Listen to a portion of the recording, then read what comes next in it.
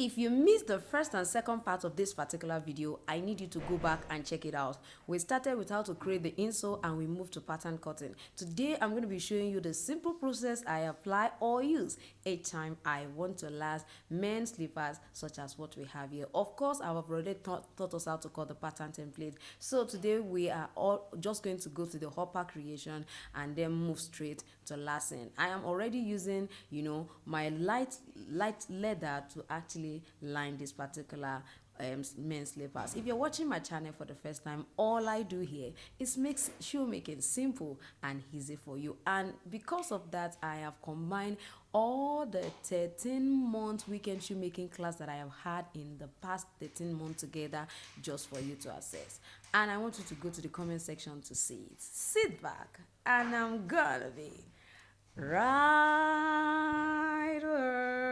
for the lasting process. The first thing you want to ensure is by the time you place it, you want to ensure that okay, we still have excess all around. Please ensure you have excess, you understand, no matter how little it should be there.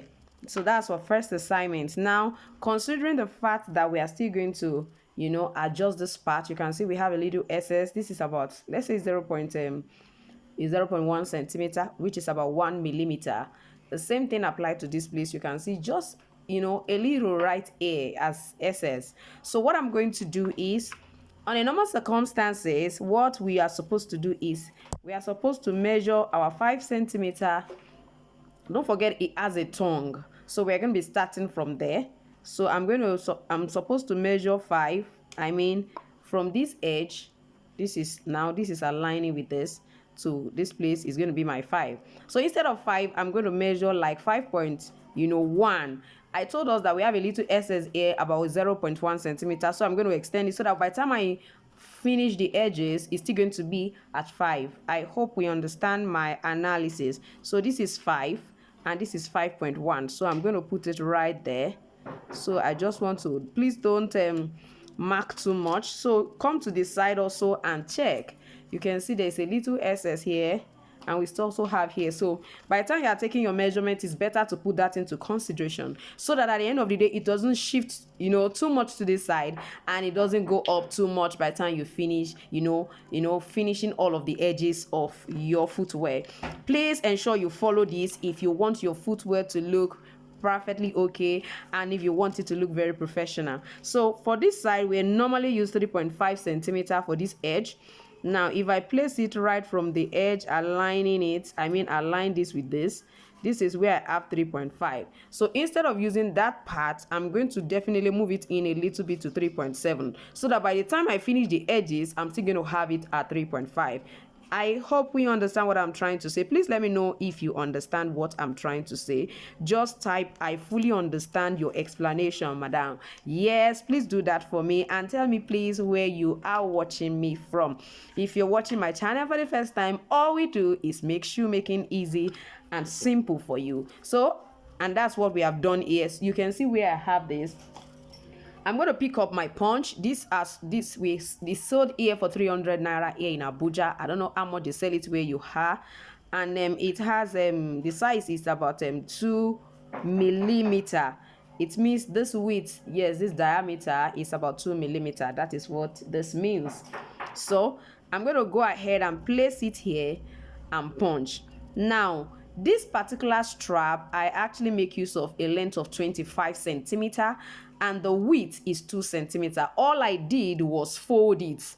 I'm sure you can see it's a fold. I fold it. I measure 2 centimeter wide, so I apply my contact cement adhesive, popularly called a full stick here in Nigeria. Of course, we have different brands, so it depends on your country and it depends on the kind of brand you have available. So I applied it on it. I fold this edge and fold it and make sure it looks like this. So what am I going to do? I'm going to knot it. That is the next thing. Just knot this way. Knot it carefully. That is what we're going to be inserting here. So with our knot, we'll be able to know exactly how we want to position it. So let me take my time to knot. I hope you have liked this video. Don't just come and watch and run away. Please like this video. By the time you like it, so many other people too will be benefiting. Yes, YouTube will be sharing it with other people and other viewers who will love to learn how to create beautiful men's slippers like we are doing today. So now it's majorly lacing, so I am going to punch. Like I said, I'm going to be using my hammer. Just place it right there and punch, and it will go right in there. Like I said, I bought this at about 300 naira here in Abuja, Nigeria, and actually it's a round punch. It's a round punch. It's a leather round punch. Yeah.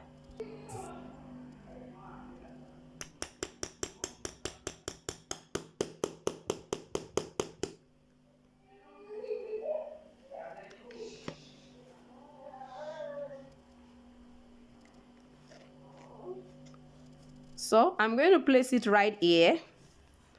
Make sure I close the first part I punch, and then I'm going to punch this upper part. Please ensure that you punch upward, never go backward. When you go backward, you reduce the length of the footwear.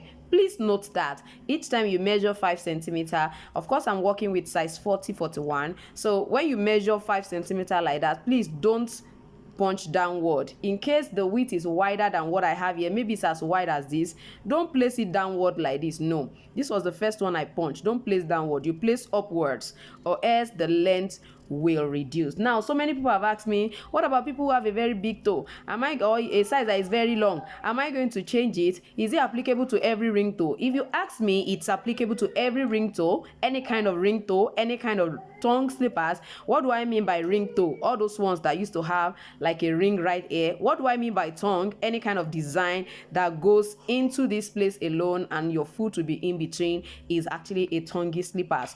So it's actually applicable. If you want to adjust, most time people ask me this question, if you want to adjust this particular measurement from 5 centimeter probably to 5.5, ensure that you have enough length, you know, for your customer or for whoever you are making for. If you are cutting out the inner sole, if you intend to use 5.5 for this upper part, maybe you intend to go downwards to about 5.5 or 6 centimeter, probably the toe of the person is long and wide. Make sure that you have commensurated by adding to the length. I hope you get what I'm trying to say. So it means if the full length of the person, for example, is 27.5, if the length you intend to use 27.5, if you intend to change this one to 5.5 or 6, make sure you make it 28 or 28.5. I meant what I said. Or else when you are through with the footwear, it will be smaller than the person's foot, especially if you adjust this 5.5 by 3.5. So for every adjustment, lower adjustment, of course, you have to also adjust the length and make it smaller. For every higher adjustment, you have to also make sure that it's just commensurate. This can also be 4. It means you make sure that this place is a bit wide. Make sure you pick a wide sole. If you're buying an already made sole, if you're cutting it out yourself, you can go ahead and make sure it's a bit wide, especially if it's for men. And even if it's for women, now get a template that is perfect for what you want to do. I know somebody's already wondering, how do I get a template? Please get to the market, buy the size of your choice as an already made sole, and take it home and use it as a template for your that size. If you want to increase the width, go ahead and increase the width. I have so many videos that have explained how you can enlarge or reduce your pattern measurement or your insole measurement. So if you need that, you can let me know in the comment section and I will share the link with you. So I hope we fully understand what I'm trying to say here. Getting a template is not an issue. Get to the market or order online for the size already made sole that you need. When you get to you, draw it out and use it as a template. And if it is in Nigerian market, you can go with cardboard and go ahead, enter your customer's shop, tell them you want to draw some of the shapes. You just need the shape of one leg, you don't need the 2 of them. So if you have been buying from them, it will not be difficult for you to access their different sizes of sole and be able to use it as your template. So just get there, place it, draw, write the size, pick another one that is another size, draw the size, and begin to use that as your template whenever you are cutting out your sheets. Maybe you bought a sew sheet and you want to cut out templates. I hope this helps. Please ensure you let me know in the comment section if all of this information are helping. Each information you get, please let me know in the comment section. Oh, I just learned how to do this. Ensure you do that for me, and also don't forget to like this video. Please like this video so that much more people can also view it. So let's go into this. I'm just going to hammer this, then go ahead and open them up. Now sometimes I just use my punch to open them all up. If not, you can use a utility knife.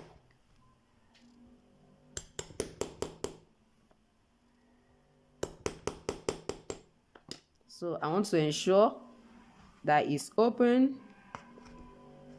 So I have this. I'm not going to insert it. Now before I insert it, don't forget we have a particular opening here. Now how am I going to position that?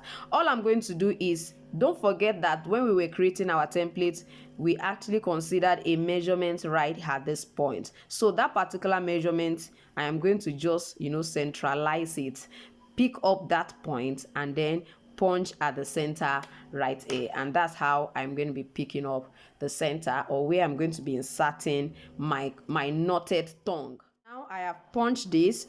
I just measured about 3 to 3.2 centimeter here and punch upwards. So I'm going to be inserting this. Now it may be very difficult to insert this, so I'm going to suggest you pencil it,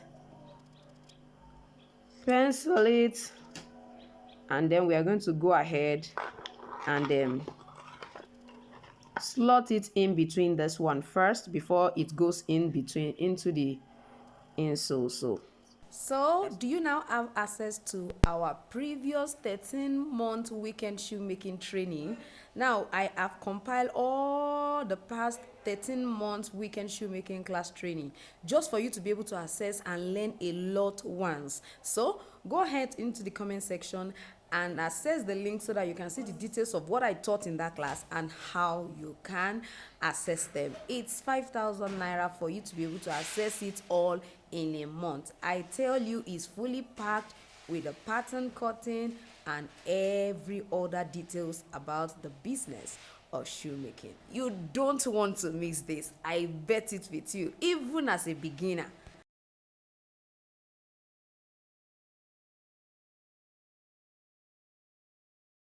You can see what I have after inserting it right here. Now for us to be able to know where to punch here and here, you can make use of your small strap. Now don't forget that the determinant of the length of this small strap is still the width here. What we have here is actually 5 centimeter. So of course this is supposed to be a bit longer than it. It's a bit longer. It's about 7.5 centimeter. And don't forget, we curve all of these edges just to make it look like this, and we also want it to be on top of it. So with the way I'm having this now, if I'm not careful, it might actually be too wide. But then let me just go ahead and punch first. I'm going to punch like 0.5 centimeter away from the edge like this, so that it doesn't cut off. And then I'm also going to do the same thing right here on this side too, so you can see what this look like. So somebody's asking, what will I use to join it? I'm going to be using my rivets. Now I bought a particular accessory rivet that looks like this. I bought them locally here in Nigeria, and they come in different shapes. You can see what this one look like. The other shape looks more like a star. You can see what this one looks like. So I'm going to be using that, although what the other part of it, the one under, is too short. I mean, this is too short to be able to accommodate the length, the thickness of this one and the thickness of this one. So I'm going to be using my regular small rivet, the under part. This is a bit longer, so that is what I usually do. As long as it's going to enter into this opening here, we are good to go. So you can check, make sure it's entering before you go ahead and use it. So what are we going to be doing now? I just want to fix this right in here. I've not positioned this, I just place it. So let's go ahead and fix this. Put this right under. You can pick the second one also right away, put it under. Then we're going to be placing this on top.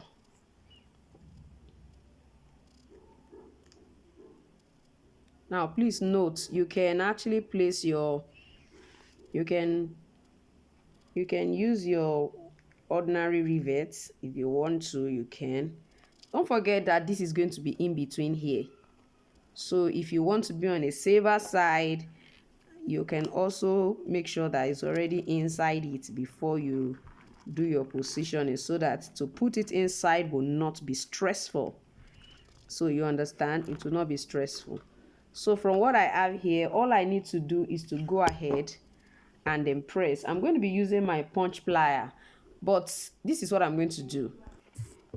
So I'm going to place this here, then get a thick leather, place on top of it before I press it in, because I don't want to crush this surface. This is not the setting tool for this, so I'm going to use a thick leather. You can also use your EVA foam just to cushion it, and press it very well so that it stays like this. You can see what it looks like this way.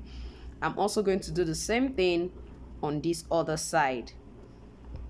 Please let me know if you are enjoying this tutorial. If there's anything you would love me to teach on this channel, please feel free to send the picture to me either on Facebook or on Instagram. I'll see to how I can handle that.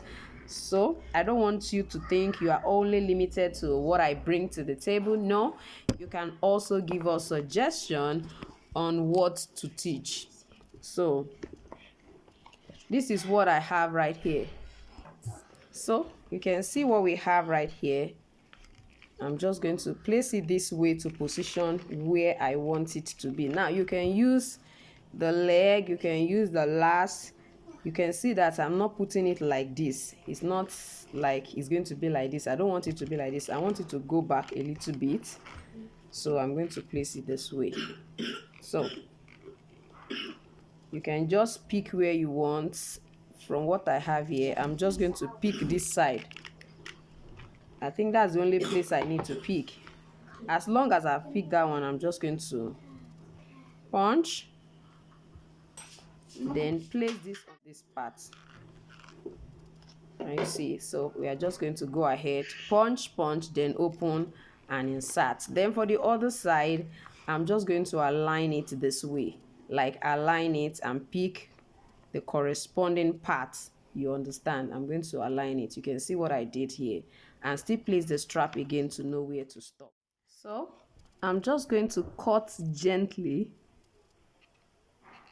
towards the corner.